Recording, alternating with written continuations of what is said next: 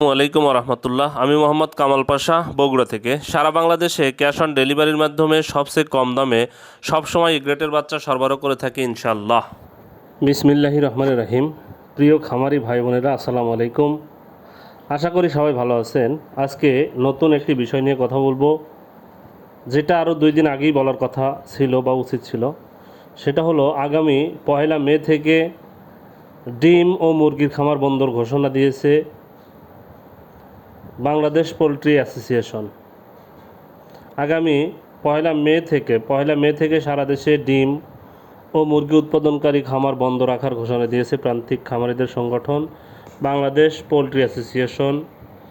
দেশের পোলট্রি শিল্প সিন্ডিকেটের কবলে পড়েছে বলে তাদের অভিযোগ। দেশের যে পোলট্রি শিল্পটা, এটা সিন্ডিকেটের কবলে পড়েছে, তারা এটা অভিযোগ করেছে।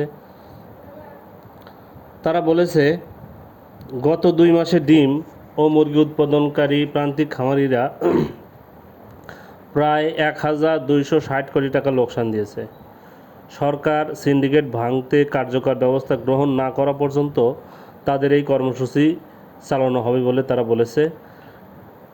এক গণমাধ্যমে পাঠানো এক বিবৃতিতে বাংলাদেশ পোলট্রি অ্যাসোসিয়েশনের সভাপতি মোহাম্মদ সুমন হাওলাদার এসব কথা উল্লেখ করেছেন। বিবৃতিতে অভিযোগ করা হয়, সরকার ও নিয়ন্ত্রক সংস্থাগুলোর নীরবতায় কিছু কর্পোরেট কোম্পানি পুরো পোলট্রি শিল্প দখলে ষড়যন্ত্রে নেমেছে।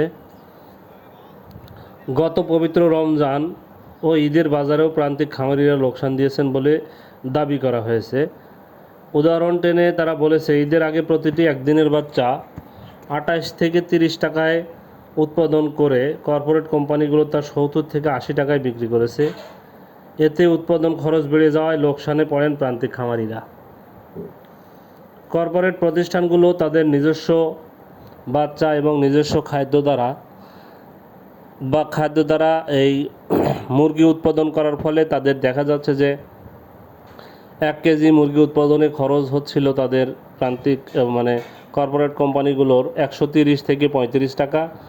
যদি তারা সেটা 150 থেকে 55 টাকায় বিক্রি করে, তবুও তারা কেজি প্রতি দেখা যাচ্ছে 20 থেকে 25 টাকা তারা লাভ করছে 1 কেজি মুরগিতে। আর এটাই যখন একজন প্রান্তিক খামারি 80-85 টাকায় বাচ্চা নিয়ে 3300-3500 টাকা বস্তা খাদ্য খাওয়ানোর পরে 1 কেজি মুরগিতে খরচ পড়ছে দেখা যাচ্ছে 160 থেকে 65 টাকা। আর এতে যদি বিক্রি করা লাগে 150 টাকা, তাহলে প্রতি কেজি মুরগিতে লোকসান গুনতে হচ্ছে 10 থেকে 15 টাকা। তাহলে একজন খামারি প্রতি কেজি মুরগিতে লস গুনবে 10 থেকে 15 টাকা। আর কর্পোরেট কোম্পানিগুলো তাদের 1 কেজি মুরগিতে লাভ করবে তারা 20 থেকে 25 টাকা। এইভাবে যদি চলতে থাকে, আসলে কর্পোরেট কোম্পানিগুলো ধীরে ধীরে তারা উপর দিকে উঠে যাবে, আর প্রান্তিক খামারিগুলো ধীরে ধীরে শেষ হয়ে যাবে। তারা বাচ্চা, ওষুধ, ডিম, মুরগি বাজারও নিয়ন্ত্রণ করছে বলে অভিযোগ করা হয়। কর্পোরেট প্রতিষ্ঠানগুলো কৃত্রিম সংকট তৈরি করে। উল্লেখ করে বিবৃতিতে বলা হয়, প্রতিদিন খামার বন্ধ হচ্ছে। তারা কৃত্রিম সংকট তৈরি করে প্রান্তিক খামারিদের কন্ট্রাক্ট ফার্মিং ও চুক্তিভিত্তিক উৎপাদনের দিকে ঠেলে দিচ্ছে, যা মানা যায় না। আসলে কন্ট্রাক্ট ফার্মিংয়ের দিকে যদি যায়, তাহলে একজন খামারি তার নিজের মতো করে মাংস উৎপাদন করতে পারবে না। তবে বাংলাদেশ পোলট্রি অ্যাসোসিয়েশনের বিবৃতিতে 10 দফা দাবি জানানো হয়েছে। দাবিগুলো হলো, জাতীয় মূল্য নিয়ন্ত্রণ কমিটি গঠন করতে হবে, সরকারিভাবে ফিড মিল ও হ্যাচারি স্থাপন করতে হবে, কোম্পানির কন্ট্রাক্ট ফার্মিং ও উৎপাদন নিষিদ্ধ করতে হবে, স্বাধীন বাজার নিয়ন্ত্রক সংস্থা গঠন করতে হবে, ক্ষতিগ্রস্ত খামারিদের পুনর্বাসন করতে হবে, খামারিদের রেজিস্ট্রেশন ও আইডি কার্ড প্রদান করতে হবে, জাতীয় পোলট্রি উন্নয়ন বোর্ড গঠন করতে হবে, সিন্ডিকেটের বিরুদ্ধে ব্যবস্থা নিতে হবে, প্রশাসনিক অভিযান চালিয়ে ন্যায্য বাজার নিশ্চিত করতে হবে, জাতীয় বাজেটে প্রান্তিক খামারিদের বরাদ্দ ও সহায়তা নিশ্চিত করতে হবে।